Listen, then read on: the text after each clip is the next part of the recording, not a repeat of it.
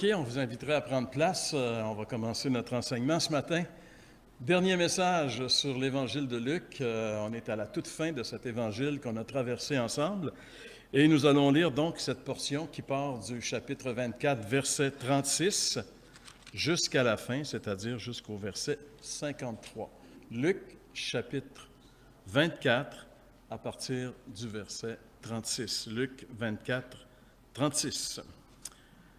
Que j'ai intitulé « Jésus ressuscité et l'incrédulité des siens ». Tandis qu'il parlait de la sorte, lui-même se présenta au milieu d'eux et leur dit « La paix soit avec vous ». Saisis de frayeur et d'épouvante, ils croyaient voir un esprit.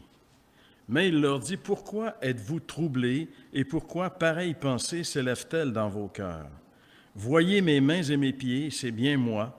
Touchez-moi et voyez, un esprit n'a ni chair ni os, comme vous voyez que j'ai. » Et en disant cela, il leur montra ses mains et ses pieds.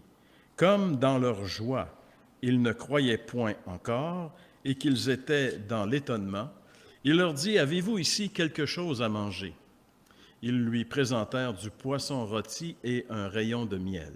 Il en prit et il mangea devant eux. Puis il leur dit, c'est là ce que je vous disais lorsque j'étais encore avec vous, qu'il fallait que s'accomplisse tout ce qui est écrit de moi dans la loi de Moïse, dans les prophètes et dans les psaumes. Alors il leur ouvrit l'esprit afin qu'ils comprennent les Écritures. Il leur dit, ainsi il est écrit que Christ souffrirait et qu'il ressusciterait des morts le troisième jour, et que la repentance et le pardon des péchés seraient prêchés en son nom à toutes les nations, à commencer par Jérusalem. Vous êtes témoins de ces choses, et voici j'enverrai sur vous ce que mon Père a promis, mais vous restez dans la ville jusqu'à ce que vous soyez revêtus de la puissance d'en haut. Il les conduisit jusque vers Béthanie, et ayant levé les mains, il les bénit. Pendant qu'il les bénissait, il se sépara d'eux et fut enlevé au ciel. Pour eux, après l'avoir adoré, ils retournèrent à Jérusalem avec une grande joie, où ils étaient continuellement dans le temple, louant et bénissant Dieu. Seigneur, on veut encore une fois demeurer, Seigneur, courbé dans ta présence, étant conscient qu'on est tout à fait dépendant de toi. Et nous prions ce matin que tu fasses pour nous, Seigneur, ce que tu as fait pour ces disciples incrédules, que tu ouvres, Seigneur, notre entendement, que tu ouvres notre esprit, notre cœur, pour qu'on puisse comprendre et saisir ta parole. Seigneur, nous te le demandons dans le nom de Jésus. Amen. Donc, on arrive ce matin vraiment à la fin de l'Évangile. C'est notre dernier message. Je n'ai pas compté le nombre de messages qu'on a fait depuis le 8 mars 2013, mais je sais que mes pages qui se suivent dans mon ordinateur, je suis rendu presque à 400 pages de notes. Donc, ça veut dire qu'on a quand même fait du chemin. On a traversé l'Évangile de Luc. Vous savez, Luc si on se rappelle au début, Luc nous dit lui-même qu'il a fait des recherches très poussées. Luc est un médecin, c'est un intellectuel, c'est un homme qui, comme on pourrait dire, un érudit. Et il s'est efforcé de mettre au service de Dieu son intelligence, sa façon de faire les choses pour donner un document qui soit vraiment absolument certain. Et vous savez, il écrit ce document à un de ses amis qui s'appelle Théophile. On ne sait pas qui est Théophile, parce que le mot théophile en grec, théophile, ça veut dire ami de Dieu. Et tous les chrétiens sont, on pourrait dire, des théophiles, parce qu'on est tous des amis de Dieu, des enfants de Dieu. Mais c'est à cet ami particulier que Luc va dédier son premier livre, qui est l'Évangile de Luc, son évangile qu'on a traversé ensemble. Et il va dédier aussi son deuxième livre, qui est le livre des Actes des Apôtres, où il continue d'écrire l'histoire de l'Église primitive, qui est en toute fin pratique, selon Luc, ce que Jésus est en train de continuer de faire. Donc, pendant qu'il était présent en chair sur la terre, il a agi jusqu'à ce qu'on voit ce matin. Et après qu'il a été parti, il a confié à ses disciples la responsabilité de continuer son travail. Et la Bible nous dit que Dieu travaillait avec son Église. Jésus travaillait et continuait son œuvre. Et c'est ce que le livre des Actes des Apôtres nous rappelle également. Donc, on peut réaliser que l'évangile de Luc est un évangile qu'on met parmi les synoptiques, c'est-à-dire les 3 évangiles qui relatent les éléments de la vie de Jésus dans le même ordre, c'est-à-dire Matthieu, Marc et Luc. Mais Luc a beaucoup de passages qui lui sont particuliers, beaucoup de passages que les autres évangiles ne parlent pas. Le Fils prodigue, par exemple, d'autres passages comme ceux-là, Marthe et Marie, cette expérience-là. Ce sont tous des passages qui sont particuliers à Luc et qui sont très riches en enseignements. Ce n'est pas pour rien que Luc les a inclus dans son évangile. Et même si Luc était un intellectuel qui a fait des recherches exactes auprès des gens qui avaient vécu avec Jésus, qui avaient connu Jésus, bien sûr, le Saint-Esprit l'a utilisé afin qu'il n'y ait pas d'erreur dans ce qu'il allait dire. Le travail du Saint-Esprit dans les auteurs du Nouveau Testament était essentiel et Jésus l'avait dit, on le lit dans l'Évangile de Jean lorsqu'il dit « Le Saint-Esprit vous rappellera toutes ces choses ». Et c'est aux apôtres que c'est dit afin que ces choses que le Saint-Esprit a rappelées aux disciples, il les consigne aux apôtres, particulièrement les consigne dans les évangiles, et que ces textes aient traversé le temps et soient parvenus jusqu'à nous pour nous permettre. C'est intéressant parce qu'en réalité, quand on lit les Écritures, on pourrait se dire « Ah, j'aurais donc aimé vivre à l'époque de Jésus pour l'entendre, pour le voir, etc. » Mais quand on lit les Écritures, on peut avoir un compte rendu exact de ce que Jésus a dit et de ce que Jésus a fait. Si on veut aller plus loin et voir un petit peu dans quel paysage et dans quelle ambiance Jésus a fait et dit ces choses, bien, vous pouvez nous accompagner dans un voyage en Israël où on peut mettre en perspective les enseignements de Jésus dans la géographie et dans l'archéologie.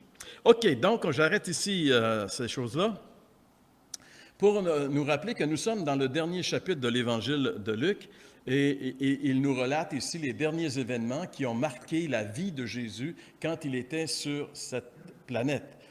Et c'est intéressant parce que les derniers événements qui ont marqué la vie de Jésus sont parmi les événements les plus importants qu'il a accomplis.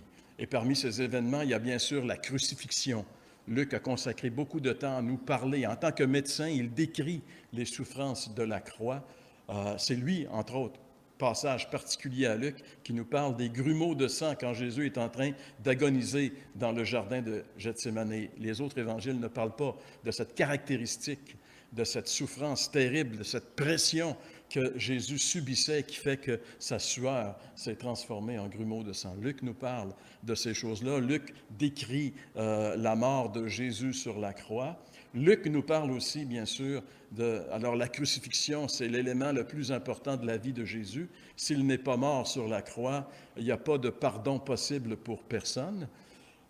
Mais s'il n'est pas ressuscité, alors l'œuvre de la croix est-elle bonne, est-elle pas bonne? On ne sait pas trop. Y a-t-il réussi? Y a-t-il manqué son coup? On ne sait pas. Mais la résurrection vient de donner la preuve que l'œuvre de la croix a été parfaitement réussie, que nos péchés ont été vraiment enlevés de la présence de Dieu pour l'éternité. Jésus sort victorieux du tombeau pour nous dire « Vous êtes justifiés si vous croyez en moi, j'ai accompli l'œuvre. » Donc la résurrection est très importante. Et après qu'il soit ressuscité, il va se présenter à ses disciples. Il doit y avoir des personnes qui voient Jésus ressuscité avec leurs yeux, des témoins oculaires. Et c'est tellement important que pour être un apôtre, il faut avoir été témoin de la vie de Jésus et de sa résurrection, l'avoir vu ressuscité. C'est un des privilèges que l'apôtre Paul a eu, entre autres. Il s'appelle l'avorton, il dit qu'il l'a vu. 1 Corinthiens 15, il a vu Jésus ressuscité. Alors, le texte de Luc, ici, dans chapitre 24, c'est le texte où, après la résurrection, Jésus va se présenter, se faire voir à ses disciples. C'est toute l'histoire qu'on retrouve ici. Dans ce jour de la résurrection, ce dimanche, Jésus s'est fait voir, il a été aperçu par au moins 5 personnes. C'est ce que Luc nous dit dans ce passage.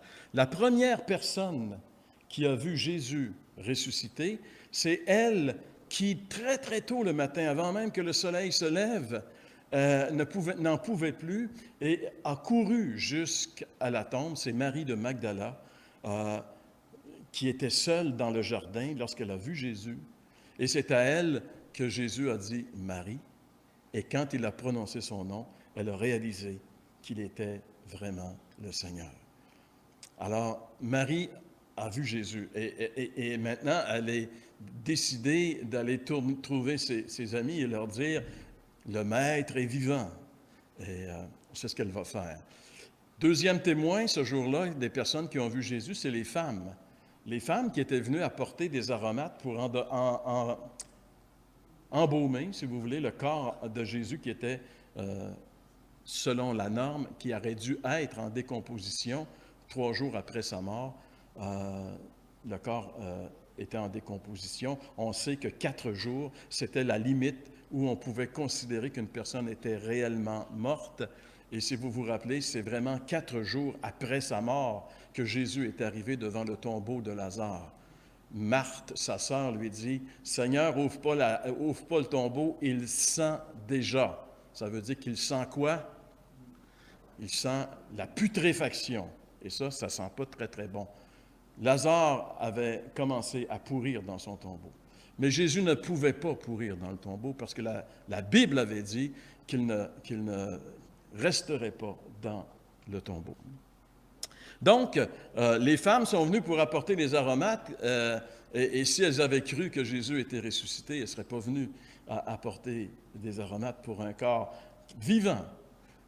Donc, elles étaient incrédules. Alors, mais elles ont vu Jésus. Alors, Marie de Magdala et les femmes, ayant fait l'expérience d'avoir vu ou d'avoir été en contact avec les femmes, entre autres, n'ont peut-être pas vu Jésus, mais elles ont entendu les anges leur dire « Cherchez pas parmi les morts celui qui est vivant ».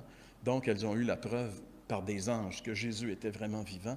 Donc, Marie de Magdala et ses femmes vont revenir dans la chambre haute où les disciples sont en train de mourir de frayeur et d'angoisse et de découragement pour leur dire « Le Seigneur est vivant ». Mais on sait très bien que les femmes vont trouver de l'incrédulité. Les disciples ne les croient pas. Et même, ils vont aller jusqu'à dire, ce sont des rêveries de femmes. Tu sais, les femmes, ça rêve. Ben oui, ma petite fille est venue coucher chez nous, d'ailleurs, elle est en bas ici, et sur son pyjama, c'était écrit « I am a dreamer ». Les femmes, ça rêve. Ça rêve au prince charmant. Jusqu'à ce que nous, on arrive. Là, ils se mettent à faire des cauchemars. Bon, en tout cas, on parlera des couples un peu plus tard. Donc, Marie de Magdala, les femmes qui ont emmené sont les premières témoins de Jésus ressuscité. Et par la suite, on le sait par l'Évangile de Luc, que les disciples d'Emmaüs, 2 disciples qui ont quitté la chambre haute, sont retournés dans leur village d'Emmaüs. Ben, ils ont fait une expérience incroyable ce jour-là.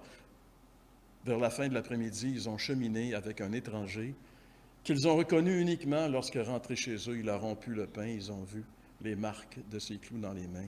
Ils ont réalisé. De toute façon, ils ont réalisé 2 choses. C'est impossible que ce ne soit pas lui qui a fait brûler nos cœurs quand il nous parlait pendant qu'il marchait en chemin. Et deuxièmement, ça vient d'être prouvé. Il y a les marques dans les mains. C'est Jésus. Et au moment où leurs yeux s'ouvrent et reconnaissent, Jésus disparaît. Et eux, ils s'en vont à Jérusalem.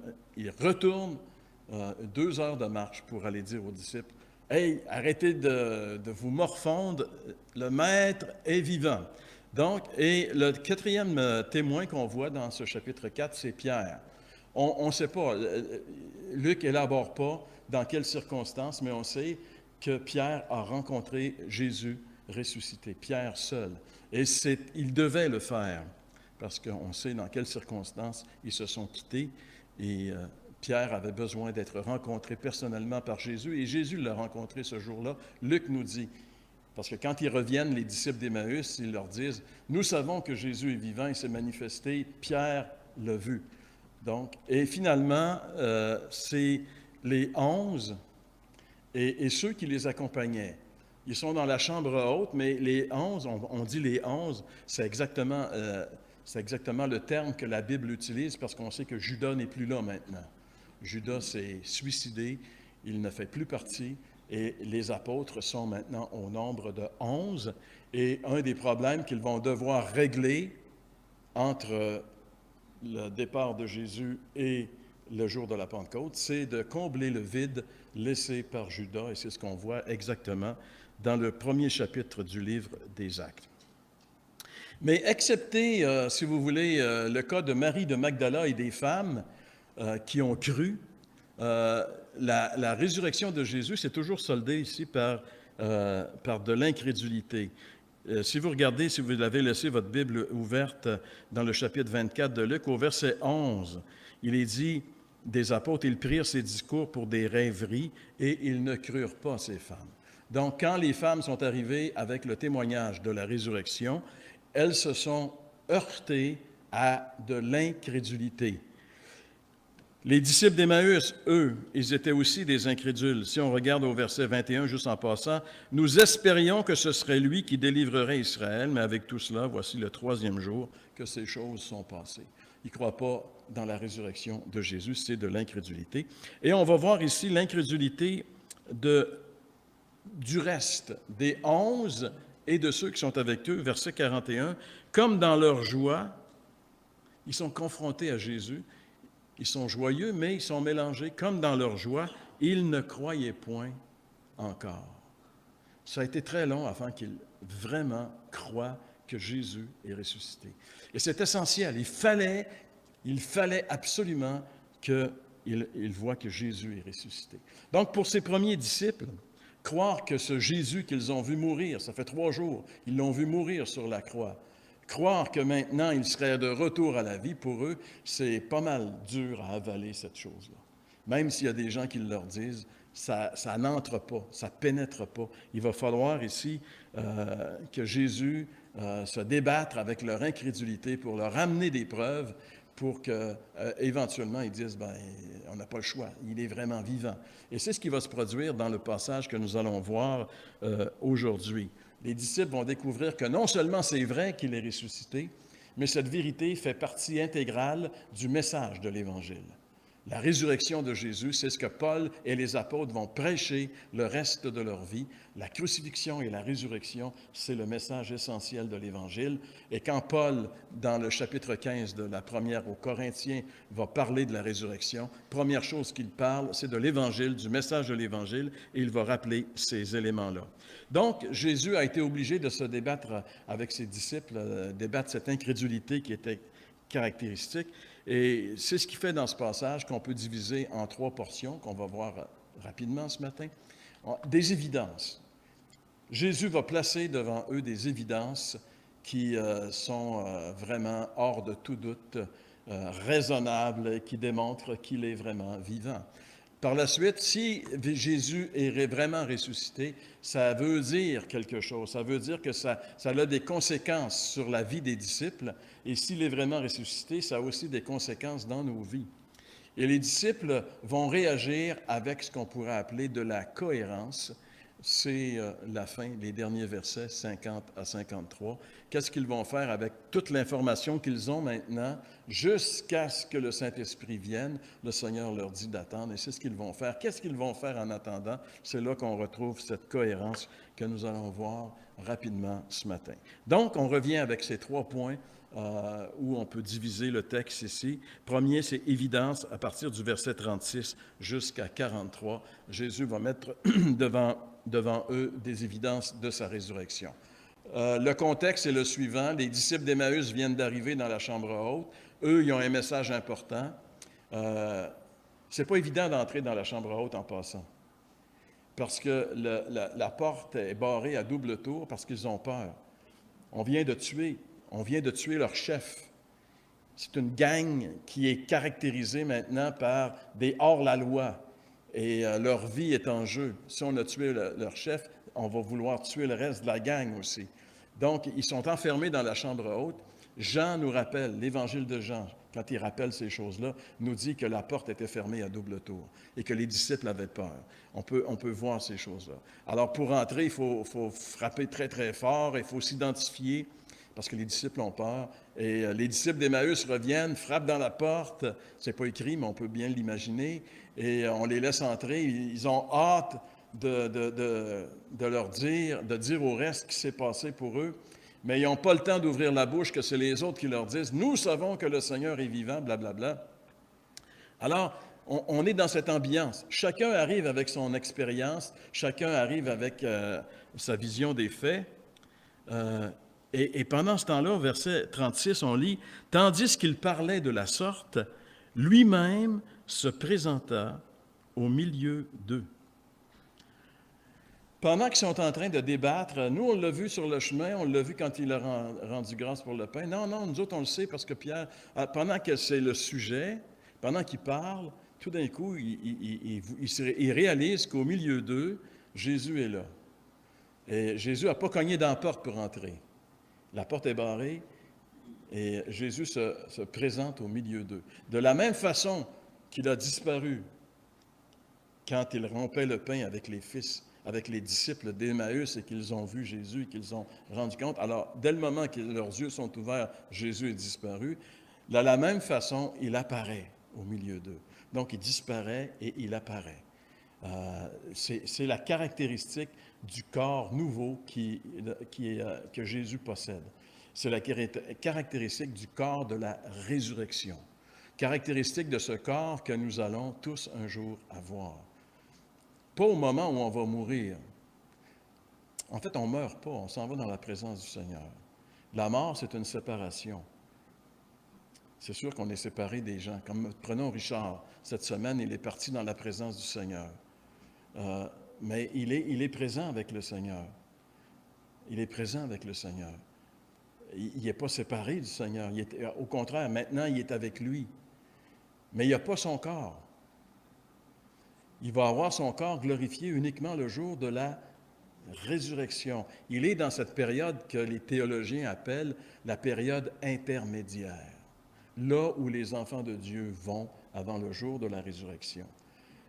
C'est dans la présence du Seigneur. Maintenant, Richard, il est bien, il est avec le Seigneur. Comment ça se produit? Moi, j'ai de la difficulté à comprendre toutes ces choses-là parce qu'on est dans des situations qui sont hors normes. Vous savez, Paul, il dit, pendant qu'on est sur la terre, on marche par la foi. Mais quand on va être dans sa présence, on va marcher, ça va être fini le marchage par la foi, on va marcher par la vue. 1 Corinthiens 5 ou 2 Corinthiens 5. Mais moi, le problème que ça me pose, c'est que quand je vais être dans sa présence, dans la période intermédiaire, avant la résurrection, ben je n'aurai plus des yeux. C'est mon corps, il va être là. Et là, je vais le voir avec mes yeux. Alors ça me pose un problème. Je ne comprends pas. Mais ce n'est pas parce que je ne comprends pas que ce n'est pas vrai. C'est vrai parce que Dieu le dit. Et là, les choses sont différentes. Vous savez, dans le futur, dans la présence de Dieu, des choses. Ce matin, on a vu qu'il n'y aura plus de soleil, mais qu'il va faire une clarté incroyable 24 heures par jour. Donc, déjà là, je veux dire, on est un peu mêlés. On est tellement conditionnés au soleil, au jour, à la nuit. Ça fait partie de nos vies. C'est le cycle de la vie. D'ailleurs, toute notre vie est conditionnée par les rotations de la Terre et le soleil, etc. De dire qu'il n'y a plus de ça maintenant, qu'il y a toujours du soleil, on ne dort plus. Donc, c'est déjà ça, on ne dort plus. S'il n'y a plus de nuit, on ne dort plus. On n'a plus besoin de dormir. On n'a plus besoin de dormir. Écoute, on est rendu comme Jésus. On n'a même plus besoin de cogner pour entrer, on passe à travers les murs. C'est incroyable. Mais c'est une autre dimension. C'est ce qui nous attend. C'est quelque chose de merveilleux. C'est pour ça que nous, en tant que chrétiens, on ne doit pas entrevoir l'au-delà de la mort, l'au-delà simplement comme quelque chose de terrible, parce que nous avons un enseignement qui nous dit que ça va être quelque chose de merveilleux, surtout que ça va être la présence de Dieu. Je ne veux pas vous faire mon message que je vais faire au service funéraire de Richard, mais c'est ça que je veux développer. C'est ça que le Seigneur m'a montré, là, il m'a dirigé. Je n'ai rien de préparé encore, mais ça va se diriger dans cette direction pour que les gens sachent, ceux qui vont assister, que nous, les chrétiens, On sait où sont nos morts. Pourquoi on le sait? Pas parce qu'on est des huluberlus qui croient n'importe quoi, mais parce que le Seigneur nous le dit dans sa parole. Et ça peut avoir un impact sur les gens, mais en tout cas, ça peut réchauffer le cœur des croyants, et c'est pour ça que le Seigneur nous les a donnés. Afin qu'on ne se décourage pas, comme il dit aux Thessaloniciens, comme ceux qui n'ont pas d'espérance. Nous, on a une espérance. Donc, on revient à notre texte. Jésus se présente au milieu d'eux. Alors, c'est qui ce « eux » ? Il se présente au milieu d'eux. On le sait à cause du verset 33. Si vous remontez juste au verset 33, il est dit « Se levant à l'heure même, ils retournèrent à Jérusalem où ils trouvèrent les 11 et ceux qui étaient assemblés avec eux. » Donc, qui sont eux? C'est les 11, c'est-à-dire les apôtres, et les disciples qui sont assemblés avec eux. Combien sont-ils? On ne sait pas. Mais on sait dans le livre des Actes que lorsque la Pentecôte arrive, il y a au moins 120 personnes dans la chambre haute, 120 disciples avec les apôtres. Ça, on le sait. Est-ce qu'ils sont les 120 là? On ne le sait pas. Le nombre n'est pas donné ici.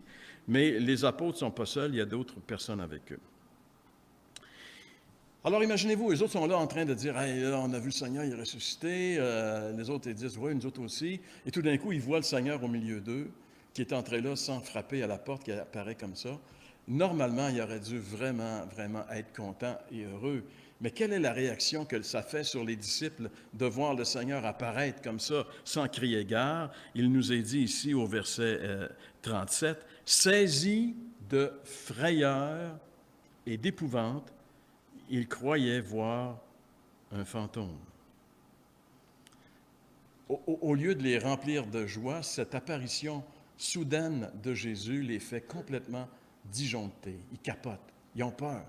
Et les termes employés par la Bible sont forts. Saisis de frayeur, ptoéo, c'est tout un mot grec, pété, tu sais, ptoéo, ça veut dire terrifié, ça veut dire être dans la terreur, ça veut dire être pris d'une vive crainte. Et saisi d'épouvante, c'est le mot amphobos en grec qui veut dire être effrayé, épouvanté, affolé. Pourquoi est-ce qu'ils sont comme ça? Pourquoi est-ce qu'ils sont en train de... Ils ont peur, ils sont blancs, et Jésus est au milieu d'eux, pourtant ça devrait les réconforter. Parce que, à cause de leur incrédulité, ils ne peuvent pas croire que Jésus est vivant, malgré tous les témoignages qu'ils ont eus jusqu'à maintenant, malgré toute leur expérience, ils ne peuvent pas croire pour la majorité. Et parce qu'ils ne peuvent pas croire, ils se disent, c'est un fantôme. Il y a un fantôme au milieu de nous. Et j'aimerais vous dire ce matin que les disciples ont une peur bleue des fantômes. Ils ont une peur bleue des fantômes. On le voit également, ce n'est pas la première fois qu'ils prennent Jésus pour un fantôme.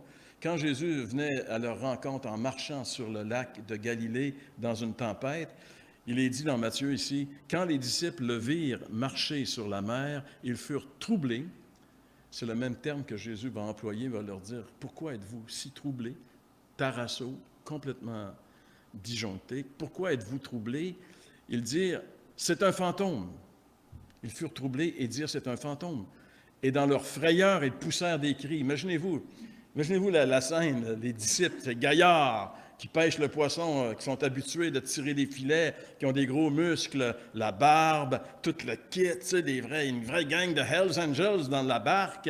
Et là, ils sont tous en train de crier comme des bébés, ils ont peur. Pourquoi? Parce que Jésus s'en vient en marchant sur l'eau.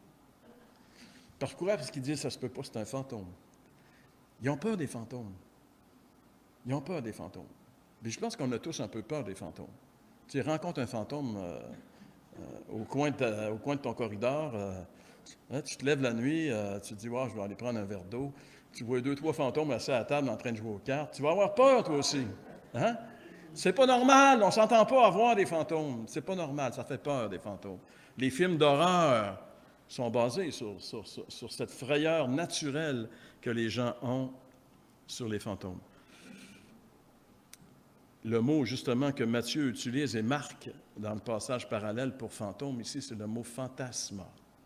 Fantasma, c'est un mot qui veut dire une apparence, une apparition, un spectre, un fantasme, un fantôme. Mais dans Luc, le texte qu'on vient de lire, ce n'est pas le mot fantasma qui est là, c'est le mot pneuma, qui signifie un esprit. Mais dans leur pensée, c'est l'équivalent. Parce qu'un fantôme, c'est un esprit. Un fantôme, ce n'est pas un être humain. C'est pour ça que souvent on les décrit comme un drap qui marche. Tiens, un drap. Tu sais. Un drap avec des trous. Alors, les disciples sont surpris de voir Jésus au milieu d'eux. Ils pensent que c'est un fantôme. Et Jésus est surpris de voir leur réaction. Il leur dit, « Pourquoi êtes-vous troublés? » Et prendre Jésus pour un fantôme, c'est être pas mal troublé. Tu sais. Jésus, ce n'est pas un fantôme. Alors Jésus va être obligé, imaginez-vous, Jésus, le jour de sa résurrection, est obligé de prouver à ses disciples qu'il n'est pas un fantôme. Tu sais, je ne sais pas s'il avait prévu dans son programme cet item-là. Il va falloir que je leur prouve que je ne suis pas un fantôme. Et comment est-ce qu'on prouve à quelqu'un qu'on n'est pas un fantôme? Bien, en démontrant des caractéristiques qu'un fantôme a et qu'un être humain n'a pas. Par exemple, quelles sont les caractéristiques? Un fantôme, Jésus va dire ici, n'a ni chair ni os, comme vous voyez que j'ai. Et pour la preuve, il va leur dire, touchez-moi. C'est intéressant parce que le terme grec veut dire palpez-moi.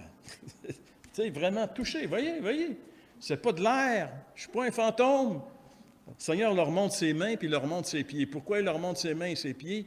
Pour qu'en plus de pouvoir le toucher et de voir que son corps est vraiment un vrai corps, qu'il voit les marques que les clous ont laissées dans ses mains et sur ses pieds, afin qu'ils réalisent que le corps qui est devant eux, c'est vraiment le corps de Jésus. Alors, et comme c'est pas encore convaincant à 100%, il va leur dire, ben un fantôme, ça ne mange pas. Mais moi, je mange. Avez-vous quelque chose à manger ici?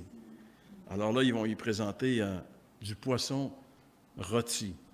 C'est ce qu'on voit ici au verset 41. Avez-vous ici quelque chose à manger? Ils lui présentèrent du poisson rôti et un rayon de miel. Du poisson rôti assaisonné de miel. Ça doit être bon quand même. Et le Seigneur mange. Il mange devant eux pour leur montrer, regardez, je ne suis pas un fantôme, je mange. Je fais les choses qu'un être humain normal fait. J'ai un corps et je mange. Ça vous démontre-tu que je ne suis pas un fantôme? Et finalement, ça va finir par conclure qu'ils vont réaliser que Jésus est réellement ressuscité et que c'est lui qui est là au milieu d'eux. Et ça nous parle du corps de résurrection que nous allons aussi avoir, c'est-à-dire un corps avec des os et de la chair. Un fantôme, un esprit n'a ni chair ni os, comme vous voyez que j'ai. Donc, corps de résurrection, un corps véritable avec des os et de la chair. Corps de résurrection, un corps qui aussi mange, mais qui n'a pas nécessairement besoin de manger. C'est ça aussi, la caractéristique du corps. Nous, sur la terre, on a vraiment besoin de manger. Si on arrête de manger, on va maigrir, ce qui en soi n'est pas une mauvaise chose. Mais si on continue, on va devenir tellement maigre qu'à un moment donné, on va passer la ligne de non-retour et on va mourir. Donc, manger nous oblige à vivre. On a besoin de manger pour vivre. On ne doit pas nécessairement vivre pour manger, mais pour vivre, on doit manger. Et qu'est-ce qui arrive aussi, c'est que dans ce nouveau corps, donc, on peut manger. Donc, pour les gens qui aiment bien manger, dites-vous qu'un autre plaisir de l'état éternel, c'est aussi de pouvoir manger. Donc, les conséquences. Maintenant, ils sont convaincus que Jésus est vraiment là, regarde, avec toutes ces évidences qu'il vient de placer devant nos yeux. Maintenant que ce problème est réglé, maintenant que c'est le jour de la résurrection, les disciples sont convaincus que Jésus est vraiment vivant, qu'il est revenu à la vie. Ça va changer toute leur vie.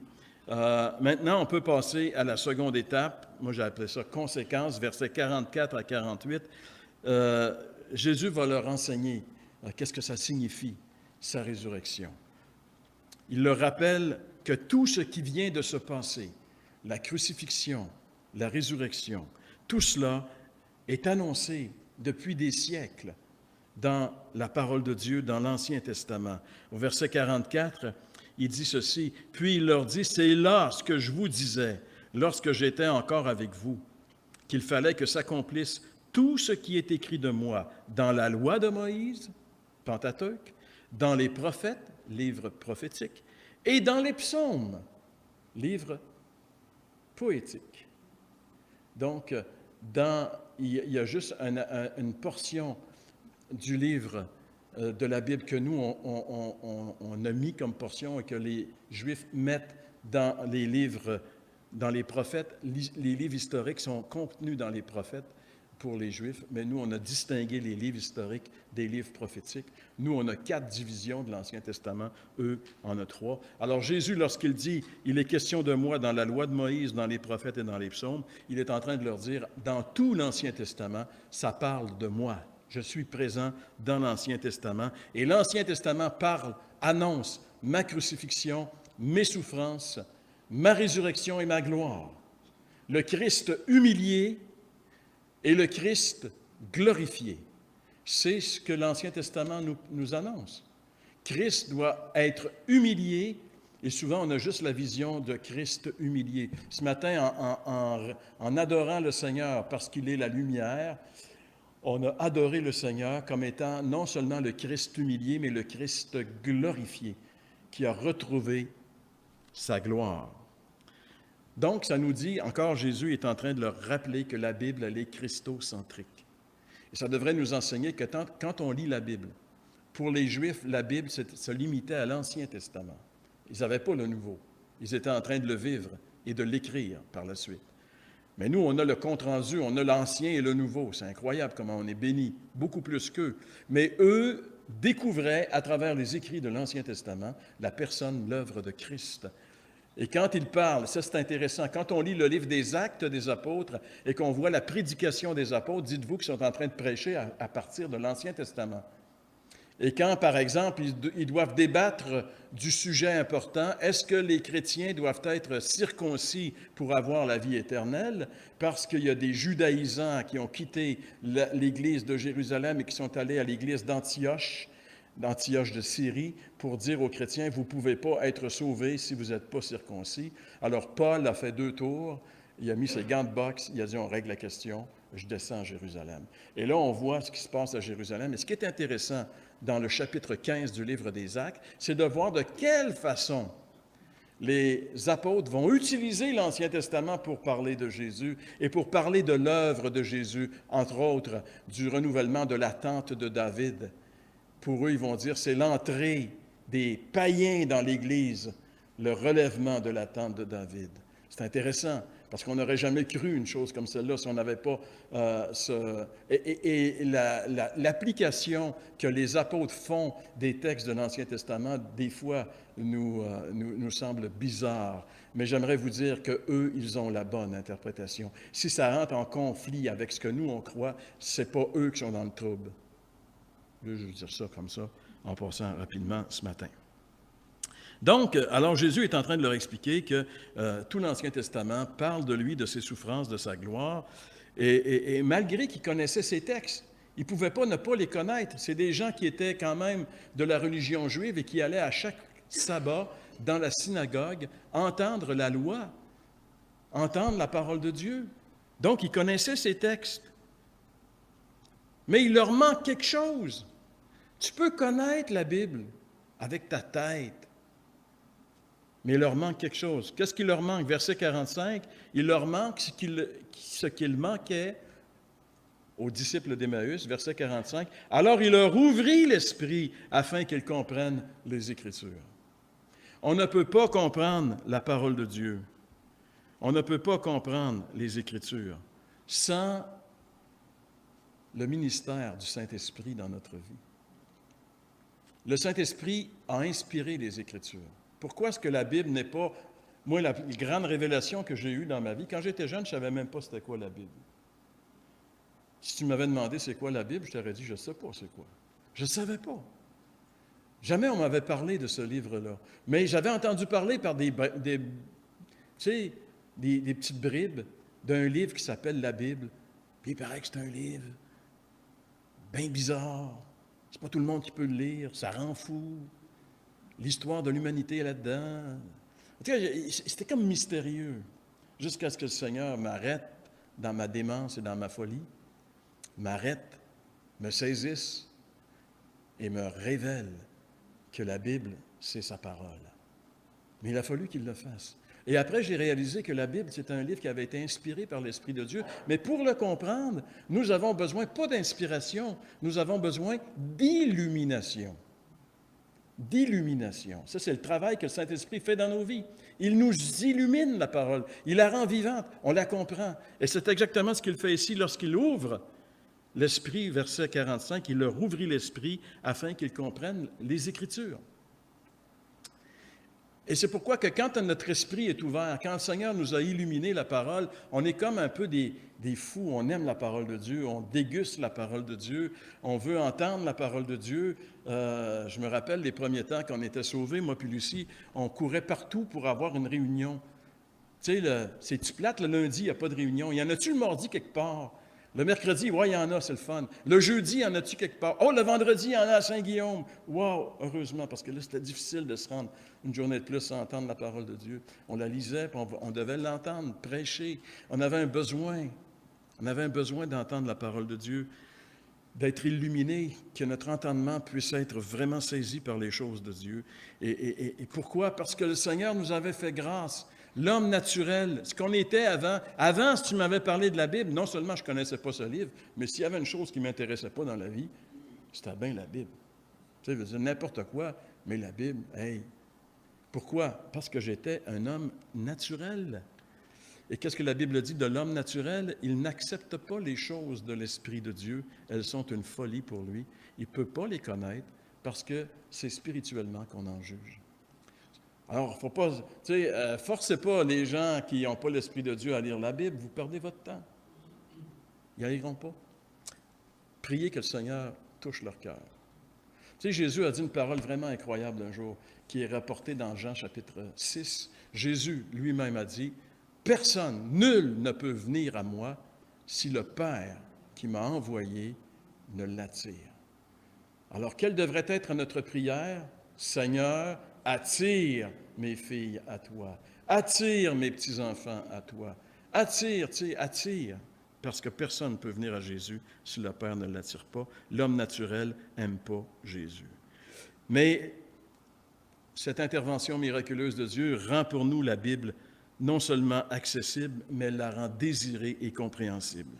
La Bible est très importante parce que la Bible est le seul livre qui prédit la mort et la résurrection de Jésus, verset 46. Il leur dit, « Ainsi il est écrit que le Christ souffrirait et qu'il ressusciterait le troisième jour. » Jésus leur dit, il est écrit. Les souffrances et la résurrection de Christ sont dans la parole de Dieu. Et notre pardon est lié à ça. Regardez au verset 47, « La repentance et le pardon des péchés seraient prêchés à toutes les nations. » Les souffrances de Christ et sa résurrection, c'est la part que Jésus a eue dans notre salut. Mais nous, la part que nous avons pour acquérir ce salut, c'est la repentance. C'est pour ça qu'il est dit, la repentance serait prêchée au monde entier. Et le Seigneur va dire à ses disciples, verset 48, « Vous êtes témoins de ces choses. » Donc, vous avez la responsabilité de faire connaître ces choses. Et c'est notre responsabilité à nous. J'ai été un peu choqué dans le terme, pas je m'enrage, mais dans le terme j'ai un choc. Quand j'ai relu Romains 1, 8, Romains 1, 18. Pourquoi j'ai été choqué? Parce que dans ce passage, l'apôtre Paul dit ceci. La colère de Dieu se révèle du ciel contre toute impiété et toute injustice des hommes qui retiennent injustement la vérité captive. Dieu ne veut pas qu'on retienne la vérité captive. Ici, dans le contexte, bien sûr, la vérité, c'est la révélation de Dieu à travers la création. Les hommes, au lieu d'adorer le Créateur, adorent la création, donc ils retiennent la vérité et la colère de Dieu se révèle sur eux. Ça, c'est le contexte. Mais il y a quand même une vérité importante qui ressort ici, c'est qu'on n'a pas le choix de garder la vérité captive. Si on connaît la vérité, on a une responsabilité. La colère de Dieu se révèle contre toute personne qui garde la vérité captive. Quand on connaît la vérité, c'est un péché de la retenir. Toutes les nations doivent entendre l'Évangile. Mais on ne peut pas proclamer le message de l'Évangile sans l'aide du Saint-Esprit. C'est impossible. Verset 49.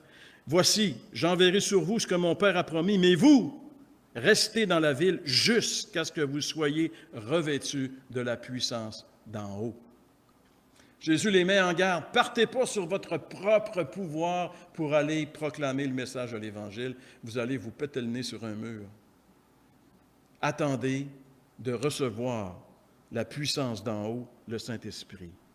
Jésus ordonne à ses disciples d'attendre. Et quand Luc écrit son deuxième tome, il est dans la même pensée. Il commence dans le chapitre 1 avec le verset 4 qui dit « Comme il se trouvait avec eux, il leur recommanda de ne pas s'éloigner de Jérusalem, mais d'attendre ce que le Père avait promis, ce que je vous ai annoncé, leur dit-il. Car Jean a baptisé d'eau, mais vous, dans peu de jours, vous serez baptisés du Saint-Esprit. » Jésus dit « Vous serez témoins de ces choses, mais partez pas avant de recevoir le Saint-Esprit. Témoignez pas sans la plénitude du Saint-Esprit, parce que votre témoignage va tomber à terre. » Ça, c'est le ministère des premiers disciples et de tous ceux qui ont suivi. Parce que Jésus va dire dans quelques paroles plus loin, « Vous recevrez une puissance, le Saint-Esprit survenant sur vous. Vous serez mes témoins à Jérusalem, dans toute la Judée, dans la Samarie et jusqu'aux extrémités de la terre. » C'est la responsabilité de l'Église d'être témoin de Jésus. Et nous sommes ceux qui sont, si on se place à partir de Jérusalem, aux extrémités de la terre. Et notre responsabilité, c'est d'être témoin des souffrances et de la résurrection de Jésus et d'annoncer le pardon des péchés par la repentance et la foi en Christ. C'est notre responsabilité, c'est notre tâche, c'est la tâche que Jésus a laissée avant de partir à l'Église. Et non seulement c'est notre tâche, mais c'est aussi notre équipement. Le Saint-Esprit, c'est notre équipement pour annoncer l'Évangile. Donc, la cohérence, je termine, je vois que mon temps est terminé. Versets 50 à 53.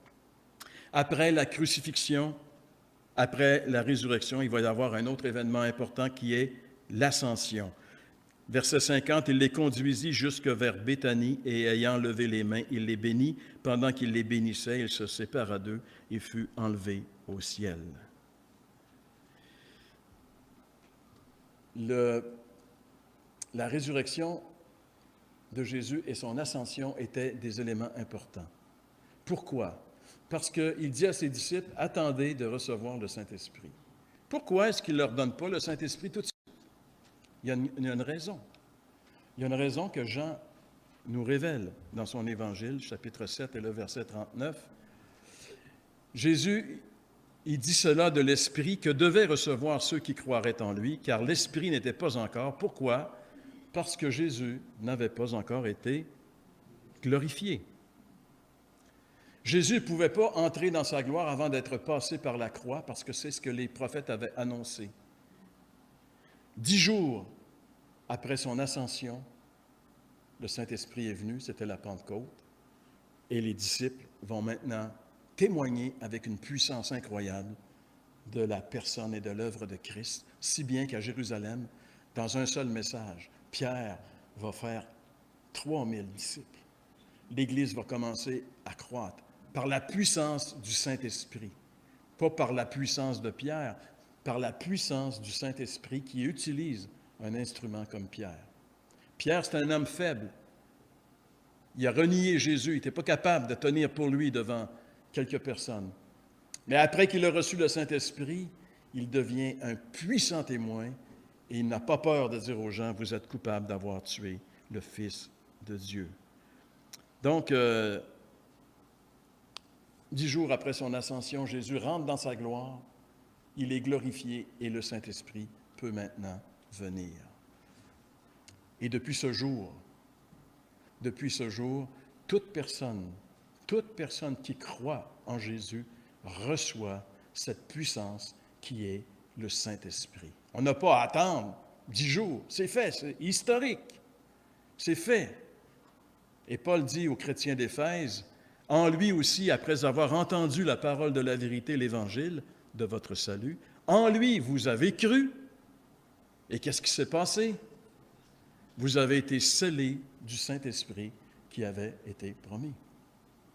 Le Saint-Esprit vient par la foi en Christ, pas par rien d'autre, par la foi en Christ. Quand quelqu'un croit le Saint-Esprit vient et fait de cette personne un enfant de Dieu.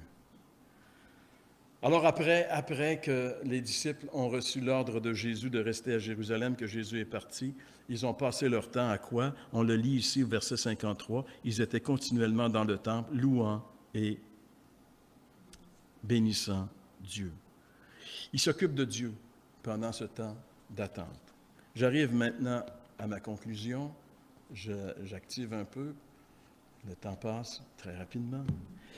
Alors, c'est comme ça que se termine l'Évangile de Luc, par Jésus qui monte dans sa gloire. Il est venu de la gloire, humblement, il s'est humilié, le Christ humilié, mais il est retourné dans la gloire qu'il avait laissée 33 ans plus tôt. C'est sa place. La gloire du ciel, c'est la place de Christ. Et s'il l'a laissé pendant 33 ans, cette place de la gloire, c'est uniquement pour que nous puissions être sauvés. Alors Luc termine son évangile par les 3 plus grandes réalisations de Jésus, sa crucifixion, sa résurrection et son ascension qui amène sa gloire. Alors ça nous donne le plus glorieux de tous les messages à proclamer. On a un message glorieux. Nous autres, on est bénis du message que nous avons. Et non seulement on a un message, mais on a la plus grande puissance pour le proclamer, le Saint-Esprit. Alors la question, c'est est-ce qu'on le fait? C'est ça la question. On a le message, on a la puissance, mais est-ce qu'on le fait? Est-ce que nous évangélisons? Est-ce que nous avons compris que notre seule raison d'être sur la terre, jusqu'à ce que Christ revienne, c'est que nous soyons ses témoins là où il nous a placés?